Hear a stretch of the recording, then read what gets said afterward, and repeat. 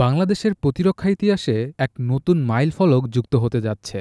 প্রথমবারের মতো নিজেদের প্রযুক্তিতে তৈরি light attack drone system KX-2 প্রকাশ্যে আনতে চলেছে বাংলাদেশ বিমান বাহিনী। বাংলাদেশ বিমান বাহিনীর বার্ষিক মহড়ায় ড্রোনটি পরিদর্শন করেন প্রধান উপদেষ্টা ড. মোহাম্মদ ইউনূস। দীর্ঘদিন গবেষণা ও উন্নয়নের পর তৈরি এই ড্রোন দেশের আকাশ প্রতিরক্ষা সক্ষমতায় এক নতুন অধ্যায় সূচনা করবে বলে মনে করছেন প্রতিরক্ষা বিশ্লেষকরা।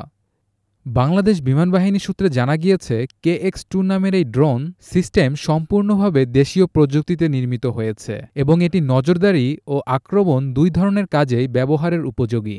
বিশেষ করে সীমান্তবর্তী এলাকা, দুর্গম পার্বত্য অঞ্চল বা উপকূলীয় অঞ্চলে দ্রুত ও কার্যকর অভিযান পরিচালনার ক্ষেত্রে এই ড্রোন সিস্টেম অত্যন্ত সহায়ক হবে।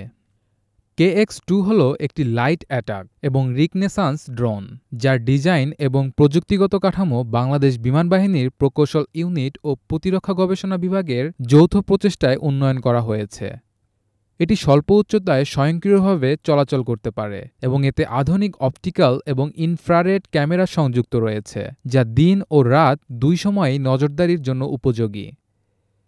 ড্রোনটি ৬০ mm ও ৮২ mm মর্টার শেল বহনে সক্ষম, যা এটিকে একটি কার্যকর আক্রমণক্ষম প্ল্যাটফর্মে পরিণত করেছে। এটি নির্ধারিত লক্ষ্যবস্তুর উপর নির্ভুলভাবে আঘাত হানতে পারে এবং দ্রুত স্থান পরিবর্তনের ক্ষমতা রাখে, যা মুভিং টার্গেটেও অ্যাটাক সম্ভব করে। প্রতিরক্ষা বিশ্লেষকরা বলছেন, দেশীয় প্রযুক্তিতে এমন ড্রোন তৈরি দেশের আত্মনির্ভরশীলতা বৃদ্ধির বড় এক পদক্ষেপ। এটি শুধু সামরিক সক্ষমতাই নয়, বরং প্রযুক্তিগত উন্নয়নের প্রতীক। বিশ্লেষকরা আরও বলেন, KX-2 সীমিত ব্যয়ের মধ্যে কার্যকর আক্রমণ ও নজরদারি ক্ষমতা নিয়ে আসছে, যা আঞ্চলিক প্রতিরক্ষা কৌশলে বড় পরিবর্তন আনবে।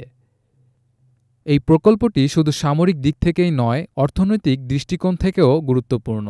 দেশীয় প্রযুক্তি ব্যবহারে বিদেশি নির্ভরতা কমবে, যা দীর্ঘমেয়াদে প্রচুর বৈদেশিক মুদ্রা সাশ্রয় হবে। পাশাপাশি স্থানীয় প্রযুক্তিবিদ ও প্রকৌশলীদের দক্ষতা বৃদ্ধির মাধ্যমে একটি টেকসই প্রতিরক্ষা ইন্ডাস্ট্রির ভিত্তি গড়ে উঠবে। বাংলাদেশের প্রতিরক্ষা উৎপাদন ব্যবস্থায় ধাপে ধাপে আধুনিকায়ন চলছে।